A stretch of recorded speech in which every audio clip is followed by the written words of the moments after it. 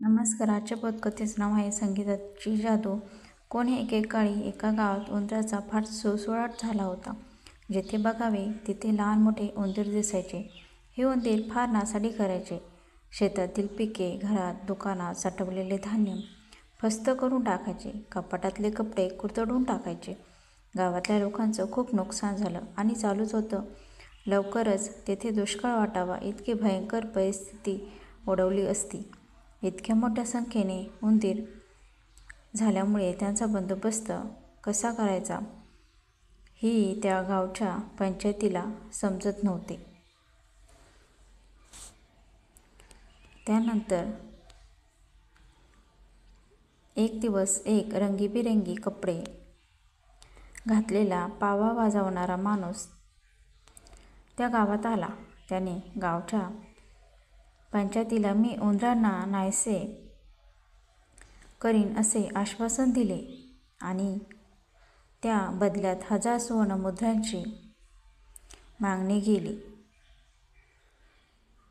त्यानंतर पुढे कथेत काय होईल हे बघण्यासाठी चॅनलला सबस्क्राईब नक्की करा. गावातल्या लोकांना त्याचे चित्रविचित्र रंगीत कपडे पाहून तो उंदरांना नाहीसे करेल यावर विश्वास बसत नव्हता. पण त्यांचे बाकी उपाय काही चालले नव्हते. त्यामुळे त्या माणसाला एक संधी द्यायला काय हरकत आहे असे वाटून त्यांनी होकार दिला. त्यानंतर दुसऱ्या दिवशी सकाळी सकाळी तो माणूस आपल्या पाव्यावर एक खूपच आकर्षक धून वाजवत गावातून फिरायला लागला आणि आश्चर्य, तो गावातल्या रस्त्यावरून गल्ल्यांमधून पावा वाजवत जायला लागला. तसे प्रत्येक घरातून उंदीर बाहेर पाडून त्यांच्या मागे तो फिरेल तिकडे जायला लागले. त्यानंतर त्यांच्या मागे उंदरांची रांगच लागली. गावातले सर्व लोक आश्चर्यचकित होऊन ही अनोखी मिरवणूक पाहायला लागले. त्यानंतर गावातल्या सगळ्या रस्त्यांवरून फिरून झाल्यावर तो माणूस गावाच्या बाहेर निघाला आणि नदी किनारी गेला. त्याने नदीत प्रवेश केला तसे सगळे उंदीर त्याच्या मागे नदीत गेले आणि पाण्यात बुडाले. त्यानंतर तो गावात परत आला. सर्वांनी टाळ्या वाजवून त्याचं कौतुक केलं. त्याने सर्वांना अभिवादन केलं आणि गावच्या पंचासमोर जाऊन आपल्या ठरलेल्या पैशांची मागणी केली. आता गावातले सगळे उंदीर मरून गेले होते.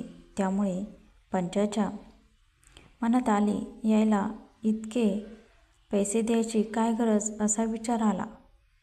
त्याला पैसे कमी दिले तरी उंदीर परत थोडीच येणार होते. त्यानंतर त्यांनी फक्त 100 सुवर्णमुद्रा त्या माणसाला दिल्या. तो माणूस त्यांच्याशी चिडून भांडला, पण काही उपयोग झाला नाही. त्यानंतर ते म्हणाले, तू तर फक्त पावा वाजवलास, तेवढ्यासाठी कोणी 1000 मुद्रा घेत असतं का? आम्ही एवढेच देऊ शकतो. त्यानंतर तो माणूस नाराज होऊन निघून गेला आणि सगळे उंदीर गेल्याच्या आनंदात आपापल्या कामाला लागले. दुपारी सर्व मोठी माणसे, शेती, दुकाने अशा कामात व्यस्त असताना तो माणूस परत गावात आला. त्यानंतर यावेळी एक वेगळीच पण तितकीच सुंदर धून वाजवत तो पुन्हा गावात फिरला. मागच्या वेळी जसे उंदीर त्याच्या संगीताच्या जादूने त्याच्या मागे फिरत होते, तसंच यावेळी गावातली सगळी लहान मुले त्याच्या मागे मागे जायला लागली. त्यानंतर गावातले लोक घाबरून जमा झाले. आता उंदरांसारखाच हा आपल्या लहान मुलांनाही सोबत नेऊन मारू शकतो, या भीतीने त्यांनी त्याला थांबवले आणि त्याची क्षमा मागितली. त्याला त्याच्या उरलेल्या 900 सुवर्णमुद्रा देऊ केल्या. त्यानंतर पण तो माणूस आता काही ऐकण्याच्या मनस्थितीत नव्हता. त्याने 10,000 सुवर्णमुद्रांची मागणी केली.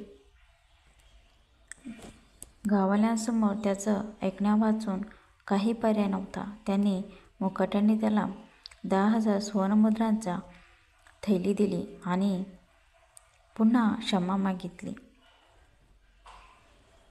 आजची कथा आवडल्यास चॅनलला सबस्क्राईब नक्की करा. त्याने आपल्या जादूमधून मुलांना